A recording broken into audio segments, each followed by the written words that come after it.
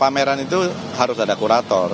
Kesepakatannya tema tertentu kalau tidak salah tentang kedaulatan pangan ya. Dan lukisan-lukisan itu tidak ada kaitannya dengan soal kedaulatan pangan. Bahkan agak vulgar dan juga mungkin ada motif-motif politik yang lain gitu. Jadi itu karya seni, bukan ungkapan politik.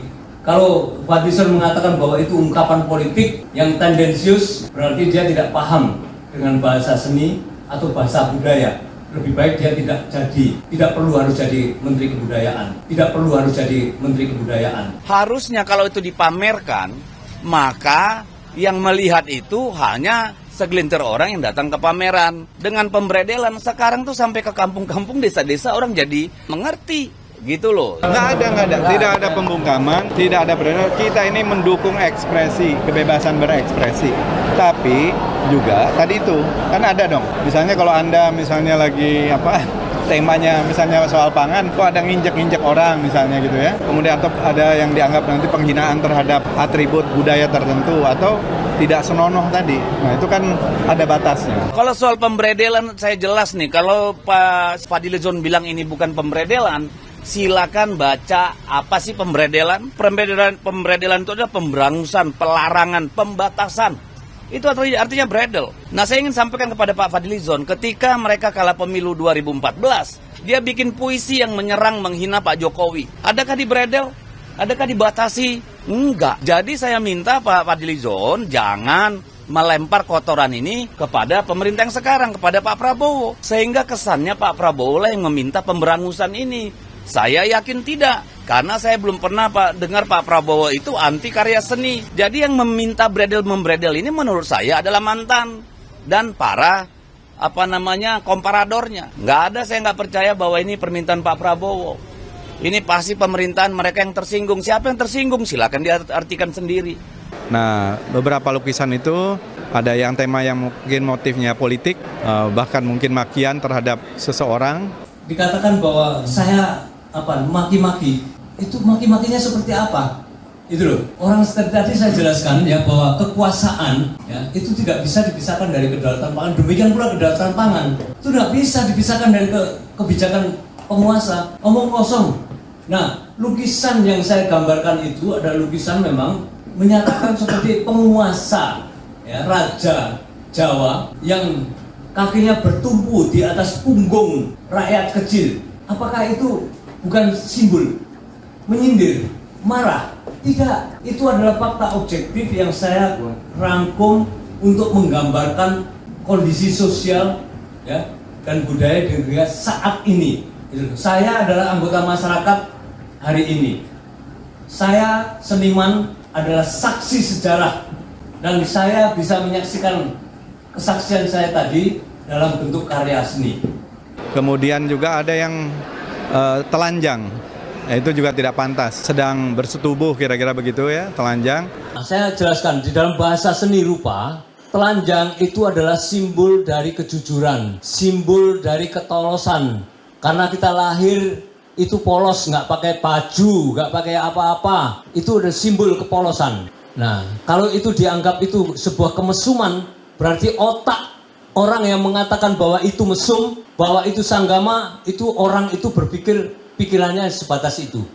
Sempat hangat diperbincangkan, anggota DPR RI Fadlizon diduga telah menyukai konten porno melalui akun Twitter pribadinya. Masalah tersebut dikabarkan telah dilaporkan ke Bareskrim Polri dan Mahkamah Kehormatan Dewan atau MKD DPR.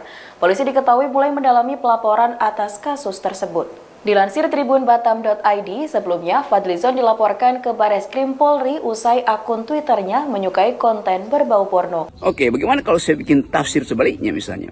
Buat difigurisasi tentang persetubuhan sesama jenis itu yang saya tafsirkan dalam gambar yang di-upload di media sosial. Itu ada anak-anak yang di bawah warna biru itu berteriak dan di samping kiri itu ada sejumlah perempuan yang justru melakukan perlawanan terhadap tertindih oleh kekuasaan yang sedang bersetubuh. Bagaimana kalau kita tafsirkan itu adalah semacam persetubuhan antara kapital dan kekuasaan yang menyebabkan yang disebut sebagai pangan itu jadi permainan aja antara modal dan kepentingan kekuasaan, sehingga perempuan-perempuan yang mewakili ibu-ibu itu merasa bahwa semua hal yang dijanjikan dalam bentuk ketahanan pangan itu hanya sekedar upaya untuk menutupi eksploitasi terhadap bumi itu. Itu juga tidak pantas. Sedang bersetubuh kira-kira begitu ya, telanjang, dengan memakai topi yang mempunyai identitas atau afinitas budaya tertentu, seperti topi Jawa atau Raja Jawa atau Raja Mataram. Itu kan bisa membuat ketersinggungan orang, itu bisa masuk kategori sara. Jadi di situ ada persetubuhan, dan bisa kita tafsirkan bahwa kadangkala dalam tradisi kekuasaan harus ada persetubuhan untuk memperoleh kekuatan adi kodrat. Itu bukan vulgar, itu ada fakta dalam peradaban manusia, apalagi peradaban yang disebut oleh Fadlizon itu Jawa tuh. Jadi kemampuan kita untuk menafsirkan juga harus mampu untuk diucapkan lah dengan kapasitas intelektual. Gimana pun Saudara Fadlizon adalah Menteri Kebudayaan, yang saya tahu dia teman saya, yang satu dia belajar tentang semiotic condition of thought, dia belajar tentang hermeneutic of suspicion, kan mestinya itu yang diucapkan oleh Pak Fadlizon. Kalau birokrat ya bolehlah pakai istilah-istilah tadi, nanti mengganggu ketertiban, nanti menyebabkan soal-soal sara. Jadi saya kira Fadlizon harus ulangi keterangannya di depan publik dengan kapasitas dia sebagai Menteri Kebudayaan, bukan sebagai Menteri bidang keamanan nasional itu. Itu ada pemberedelan sebetulnya kan, bukan dalam pengertian teknis tapi dalam pengertian etis tuh. Nggak ada, tidak ada pembungkaman, tidak ada beredar. Kita ini mendukung ekspresi, kebebasan berekspresi. Tapi juga tadi itu kan ada dong. Misalnya kalau Anda misalnya lagi temanya misalnya soal pangan, kok ada nginjek-nginjek orang misalnya gitu ya. Kemudian atau ada yang dianggap nanti penghinaan terhadap atribut budaya tertentu atau tidak senonoh tadi. Nah itu kan ada batasnya. Kelihatannya Menteri Kebudayaan itu ragu untuk memberi sinyal bahwa saya Menteri Kebudayaan, saya pro pada kebudayaan, bukan saya Menteri Kebudayaan lalu saya mulai mengendalikan kebudayaan. Itu sebetulnya teguran etis pada Pak Fadlizon, atau sebetulnya itu teguran akademis, karena sayang sekali bahwa ada kemampuan Fadlizon untuk menerangkan kedudukan seni dalam peradaban manusia, tapi dia seolah-olah dibayang-bayangi oleh ketakutan diri dia sendiri untuk mengucapkan kalimat yang seharusnya bebas dia ucapkan sebagai Menteri Kebudayaan. Lain kalau dia Menteri Hukum atau Menteri Keamanan politik segala macam, itu urusan narasinya pasti beda. Tetapi sekali lagi Fadlizon adalah Menteri Kebudayaan. Di dalam urusan kebudayaan, status pertama dari menteri adalah pro pada ekspresi bebas. Itu dasarnya tuh. Bahwa birokrasi nanti akan tegur dia itu soal berikutnya. Tetapi dari situ kita percaya bahwa kabinet Pak Prabowo harusnya diisi oleh orang-orang yang bisa memisahkan antara wilayah ketertiban umum dan wilayah kebebasan ekspresi. Itu dasarnya. Jadi sekali lagi saya ingin supaya Pak Fadlizon datang ke dalam komunitas akademis, komunitas seni, dan berbicara sebagai seorang yang paham tentang the thing called culture. Gitu ya. Nah, kita tidak ingin ada hal-hal seperti itu. Kita tidak ingin mengekang ekspresi kebebasan. Saya kira kita semua sangat mendukung kebebasan berekspresi, tapi tentu kebebasan berekspresi jangan sampai melampaui batas kebebasan orang lain. Saya kira di situ kelirunya Saudara Fadlizon, itu dia mengambil alih isu yang sifatnya keamanan, isu yang sifatnya gangguan ketertiban, kalau memang isu itu ada, dan menerangkan itu sebagai di dalam dimensi yang mendua tuh, diplomatis. Iya boleh ekspresi bebas, tetapi kan harus begini. Nah, prasyarat begini itu yang justru membatalkan substansi dari ekspresi bebas. Jadi saya kira Pak Fadlizon boleh ada di dalam birokrasi, tetapi wilayah kebudayaan itu tidak boleh dinarasikan melalui grammar kekuasaan, melalui grammar politik, melalui grammar keamanan nasional. Kan itu intinya. Jadi saya kira masih ada waktu pada Pak Fadlizon untuk menerangkan kembali apa yang dia maksud dengan semacam ketidakjelasan posisi sebagai Menteri Kebudayaan. Jadi sekali lagi dalam tema persahabatan ini, saya ingin Fadlizon tunjukkan kembali semacam satu positioning yang memungkinkan orang melihat bahwa kebudayaan tidak akan dibirokratisasi, tidak akan ditafsirkan sebagai soal buruk secara politik, dan itu hanya bisa dilakukan oleh seorang yang namanya Fadlizon. Yang lain mungkin bisa, tapi saya nggak kenal mereka. Jadi saya tuntut Saudara Fadlizon, ini tuntutan bukan tuntutan, saya nggak akan mewakili publik, tapi tuntutan yang kita sebut tuntutan etis, tuntutan akademis, tuntutan sebut aja, tuntutan dari satu perspektif yang memungkinkan kita menghidupkan kebudayaan.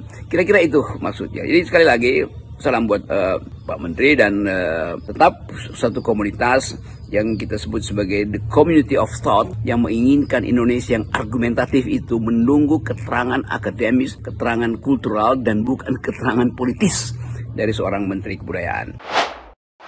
Assalamualaikum warahmatullahi wabarakatuh. Jumpa lagi dengan saya di Camp TV Channel. Ya, saat ini sedang heboh-hebohnya ya soal kasus pemberedelan sebuah lukisan ya. Sebuah lukisan dari seniman asal Yogyakarta ya, Pak Yos Suprapto ya, yang dibredel oleh Galeri Nasional, yang rencananya akan dipamerkan di Galeri Nasional ya. Ternyata dibatalkan, dan dibatalkan itu berarti kan dibredel atau dihentikan, atau ya ada yang statementnya ada yang ngomong bahwa itu ditunda, tetapi yang jelas mau tidak mau ya memang itu dibredel. Mau pakai argumentasi apa lagi kalau nggak dibredel? Kalau sebuah berita atau sebuah media yang akan dipublikasikan tetapi dihentikan, yaitu dibredel. Dan di sini Menteri Kebudayaan ya, Pak Fadlizon dari Gerindra ini memberikan statementnya ya, pembelaan soal bahwa itu tidak ada pemberedelan, itu tidak ada tidak ada penghentian, itu karena kuratornya mengundurkan diri katanya. Tetapi politisi PDIP ya, Bang Deddy Sitorus mengatakan mau dibilang apa juga itu namanya dibredel karena dihentikan. Dan Bang Deddy Sitorus mengomentari soal Fadlizon. Fadlizon yang sekarang menjadi Menteri Kebudayaan, apa nggak ingat dulu di saat tahun 2014, tahun 2019, ketika Pak Prabowo kalah Pilpres dengan Pak Jokowi, Fadlizon kan membuat puisi, dan ternyata puisi itu juga nggak dibredel. Ya istilahnya biasa-biasa saja. Tetapi kenapa ketika Fadlizon menjabat sebagai Menteri Kebudayaan justru berbuat sebaliknya? Dan disinyalir oleh Bung Deddy Sitorus ya bahwa yang membredel ini bukan perintah Pak Prabowo, tetapi diduga ini perintah dia bilang mantan ya, siapa lagi kalau bukan mantan presiden.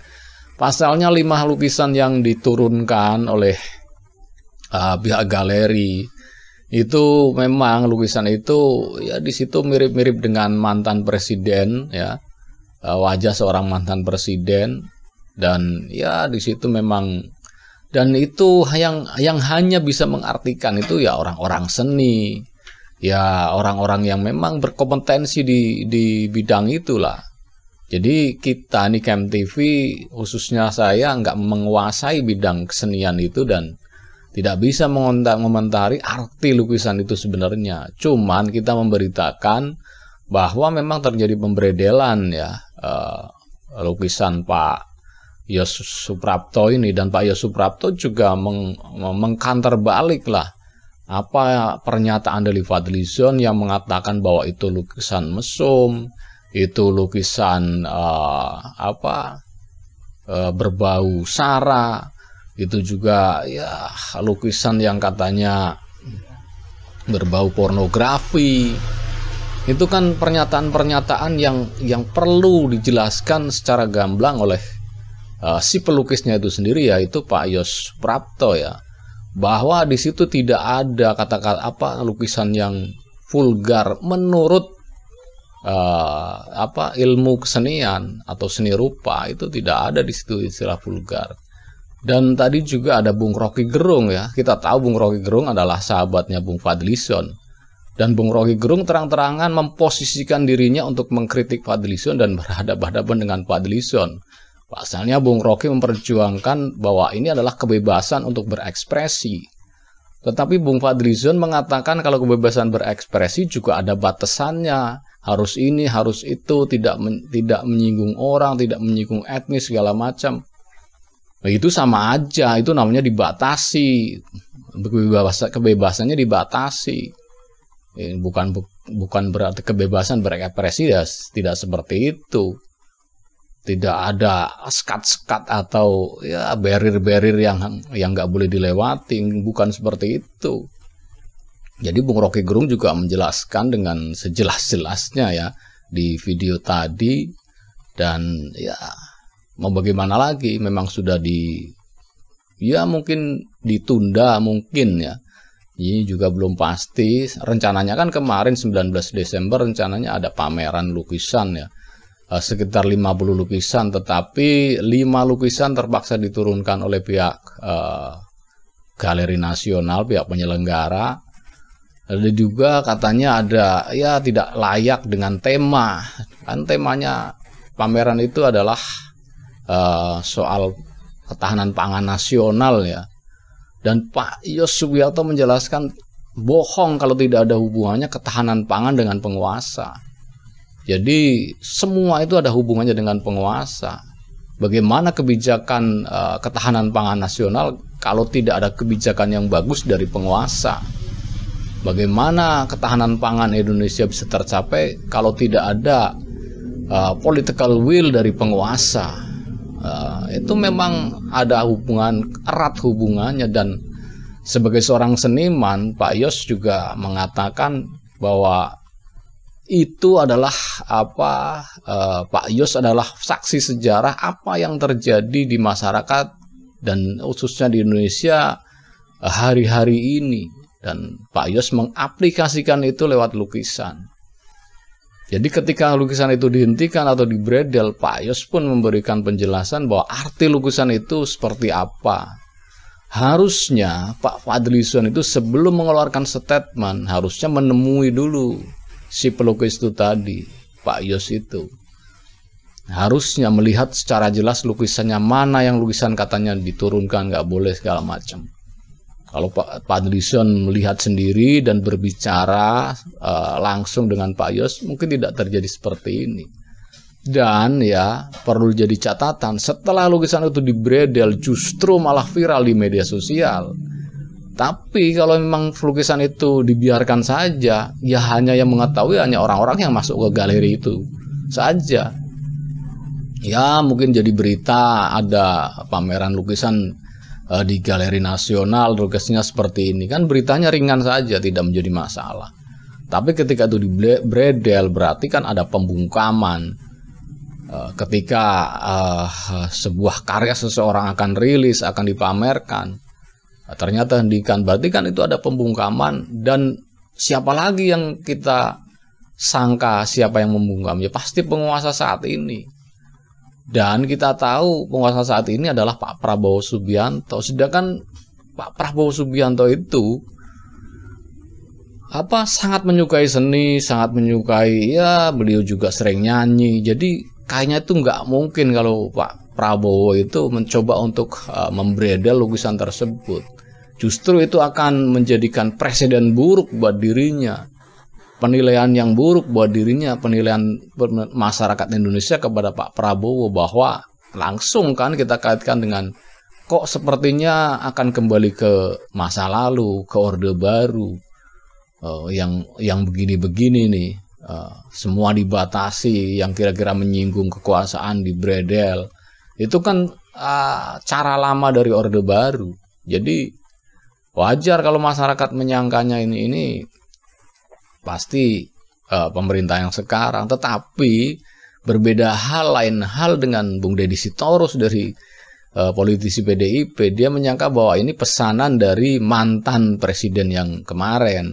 Siapa lagi kalau bukan ya Pak Jokowi. Masalahnya lukisannya mirip-mirip dengan wajah atau ya kepemimpinan Pak Jokowi di masa pemimpinan kemarin ya. Jadi wajar kalau kita sebagai masyarakat biasa pun kalau melihat lukisan itu, ini pasti satir buat Pak Jokowi atau sindiran buat Pak Jokowi ya. Tetapi apa salahnya kritikan buat penguasa yang kemarin? Kan nggak ada salahnya mengkritik atau istilahnya memberikan kritikan yang tajam lewat tulisan. Ini sah-sah saja. Kan kebebasan berpendapat, kebebasan berekspresi, itu yang tadi diungkapkan Pak Fadlizon, tetapi tidak boleh menyinggung masalah SARA, menyinggung masalah. Misalnya kita mau gambar nih, topinya pakai peci khas Jawa Tengah apa khas Jawa Timur. Nggak boleh, nanti takut menyinggung. Akhirnya orang tidak bisa berekspresi. Jadi tidak itunya harusnya yang dinilai. Yang dinilai itu arti di balik lukisan itu sendiri. Nah, yang bisa mengetahui supaya si pelukis itu sendiri ya ditanya baik-baik, si pelukis ini maksudnya apa, ini tujuannya apa. Nanti kan diceritakan dengan gamblang. Ya tinggal dipajang saja. Akhirnya kan gara-gara 5 lukisan itu diurunkan dan Pak Yos pihak panitia terpaksa mengundurkan jadwalnya ya, atau bahkan bisa jadi membatalkan karena ini polemiknya sudah semakin meluas. Pak Yos juga akan istilahnya menuntut secara hukum ya. Kalau saya baca di berita sih seperti itu. Jadi ya kita sebagai masyarakat awam hanya ya menonton dengan memperhatikan statement-statement dari pihak Kementerian Kebudayaan, dari pihak si pelukisnya sendiri, Pak Yos Suprapto sendiri, dari para akademisi, dari para pengamat. Kan di situ semua juga ada hak. Pak Fadlizon juga berhak mengutarakan opininya, mengutarakan istilahnya statementnya. Pak Yos sebagai pelukis juga berhak mengutarakan alasannya mengapa memajang lukisan seperti itu, membuat lukisan seperti itu. Para akademisi, para ilmuwan atau para ahli seniman seni rupa juga berhak mengeluarkan pendapatnya. Dan di situ ada hak semua. Dan kita sebagai warga masyarakat Indonesia ya kita berhak juga berkomentar atau memberikan penilaian terhadap lukisan yang dibuat oleh Pak Yos itu sendiri. Jadi ya sah-sah saja. Jadi bagi para penonton sekalian, bagaimana nih menurut Anda, apakah memang ini tanda-tanda akan kembali ke masa lalu pemerintahannya, atau memang ini ada ya pesanan dari bekas penguasa yang kemarin? Jadi silakan Anda nilai sendiri ya. Dan kalau ingin berkomentar ya silakan tulis komentar Anda di kolom komentar yang tersedia. Dan bagi Anda yang belum subscribe channel Camp TV ini, silakan subscribe supaya dapat bonus tontonan video terbaru setiap harinya dari Camp TV channel. Wassalamualaikum warahmatullahi wabarakatuh. Salam waras.